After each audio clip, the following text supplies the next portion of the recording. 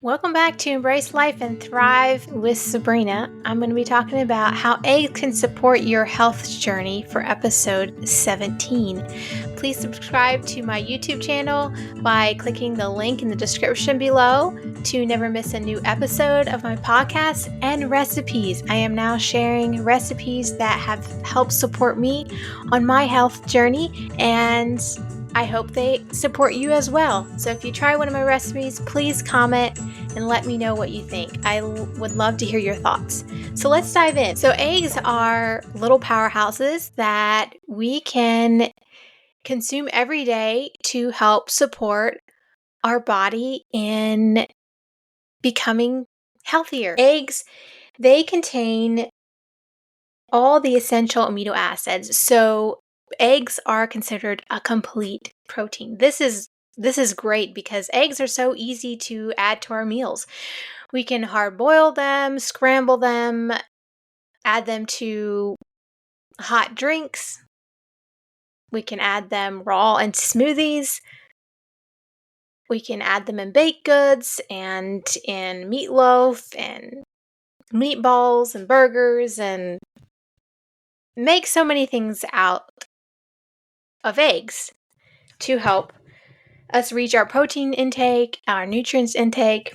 So if you haven't been consuming eggs, I hope at the end of this episode, you will realize how awesome eggs are and a better understanding of why you should add them to your diet.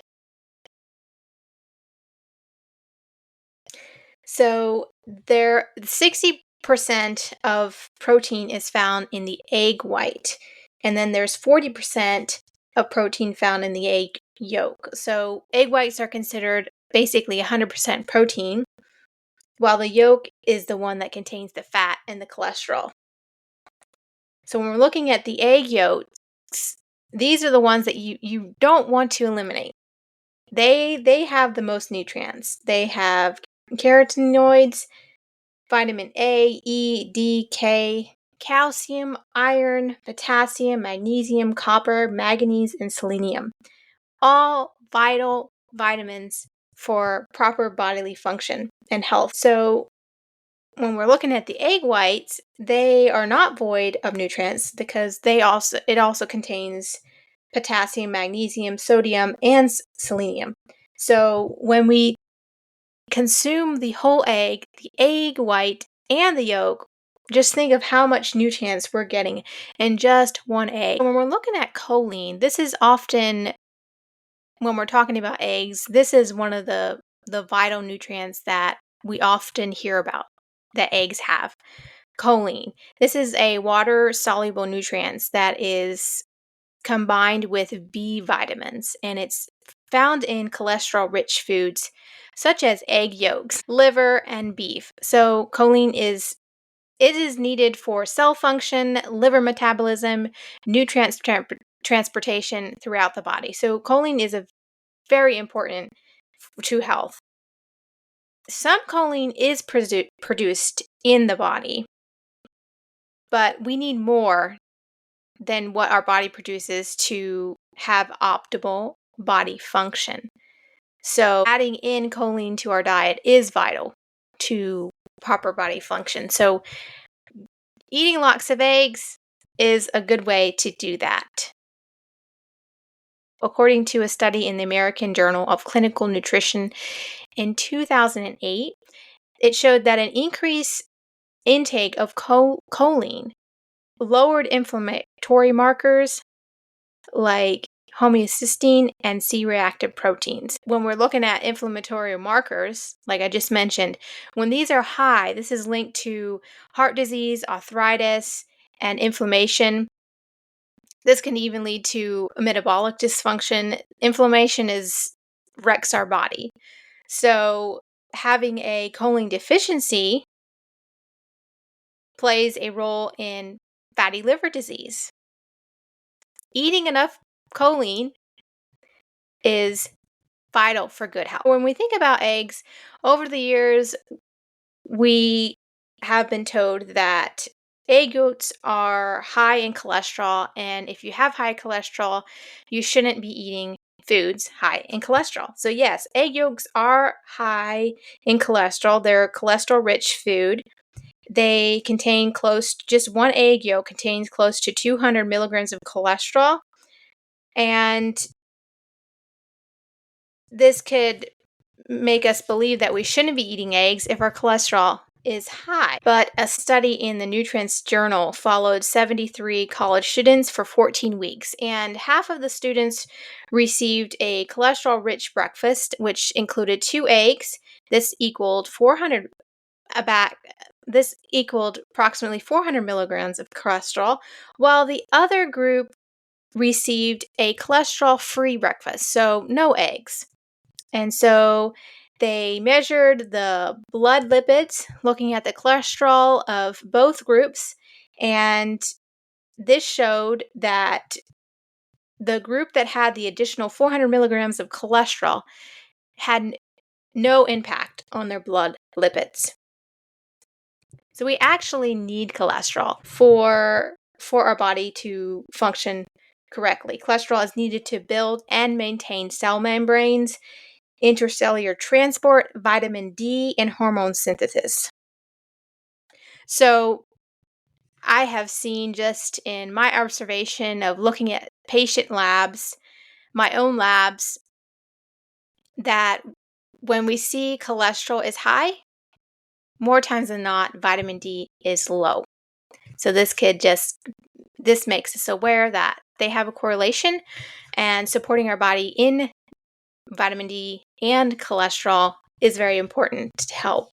So when we're looking at eggs, not all eggs are created equal. We want to source our eggs well. We want to, if we don't have our own chickens, like I don't, but I try and source my eggs from free-range, pasture-raised eggs. You want to be mindful of this, and this helps them be healthier and have more of nutrients in their eggs because they're just free-range. They're able to feed on worms, bugs, and grass, and they're free from antibiotics and hormones. These can be best found with your local farmer, market. And of course, when you're looking at the grocery store, they have organic, cage-free. When we're looking at a cage-free, it's basically meaning that they're not confined in a little cage, but they could be in this building with hundreds of chickens crammed in there. So when we think of that, looking for pasture-raised is better because that means they're outside and free to roam. When we're thinking about eggs, pastured whole eggs, quality sourced, are a great source of protein and nutrients. And the intake of the quality of eggs may increase your cholesterol, but there hasn't been any conclusive evidence that this will result in heart disease or heart problems. But it has shown that egg intake has shown a positive effect on blood lipid levels. I eat a lot of eggs, and I have seen this in my own personal health journey, looking at my blood lipids when I started over a year ago, of really looking at what I was eating and then my nutrients values, where my blood lipids were, and I would say they were pretty high. I changed up my diet, even though I was considered eating a healthy diet. I cleaned up my diet and added in a lot of eggs. I eat anywhere from 5 or more eggs a day. And after about a year, or almost a year, I rechecked my lipids and they looked fantastic. They were in a much better range. And so after all the eggs I consumed, because I have consumed hundreds and hundreds and hundreds of dollars worth of eggs in the past year, and I have seen how that has improved my vitamin D level and my cholesterol and inflammatory markers. So I am personally a testament to the power of eating eggs. There's many ways that you can eat eggs, like mentioned in the beginning of this episode. I personally like to incorporate eggs in my protein drink in the morning. I have mentioned this before, where I drink 5 to 6 raw eggs with coconut milk and protein powder. beef protein isolate powder, and collagen. And eat some form of fruit on the side to help fuel my cells with that added glucose. I also like to make egg salad, scrambled eggs occasionally, make egg omelets. I can't speak today. And hard-boiled eggs where I just cut them up and add them to a salad, or just cut them in half and add salt and pepper and eat them as a snack. Also love putting eggs in with when I make meatballs or burgers, or I make these really high protein, nutrients dense cookies, and so I add a lot of eggs in that, and in cottage cheese pizza crust, which I am going to be sharing that recipe soon. So make sure you subscribe to my YouTube channel so you don't miss that when that uploads. So just to recap, adding eggs into your diet will help support you on your health journey. Now, I do have to say that some people are allergic to eggs, or some factor of eggs. Like some people can only eat egg yolks, and why others can only eat egg whites. And so if you do have a sensitivity to eggs, that is okay. Please do not consume eggs if you're allergic to them. But if you don't have an allergy to eggs and your body handles them well, by all means, please feel free to consume as many eggs and as often as your heart desires. I know there are some people that don't like the taste of eggs, and I have been one of those persons that I don't really like scrambled eggs that much. On occasion, I feel like I'm craving scrambled eggs, but more times than not, I like eggs to be covered up with something. So if that's you, be creative. There's so many ways that you can add eggs into your diet and you don't necessarily know it. So like me, I do the raw egg protein drink in the morning. I don't taste the eggs because I use chocolate protein powder, and this covers up the egg taste. Otherwise, I have tried it where I've run out of my protein powder and coconut milk, and I have tried it with water and raw eggs and some, I think, vanilla protein powder. Needless to say, I could not get the whole thing down. I opted for something else for breakfast.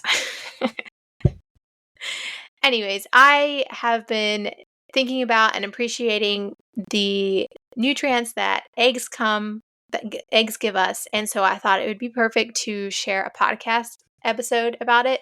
I do understand that the prices of eggs have gone up. People see me buying like 4 or more dozen eggs in the grocery store, and they're just like, "How can you afford this?" And it's like, well, because the majority of what I buy is eggs. And I have just learned how much eggs have supported me in my health journey, and it's something that I don't want to go without. So I make it a priority to purchase eggs.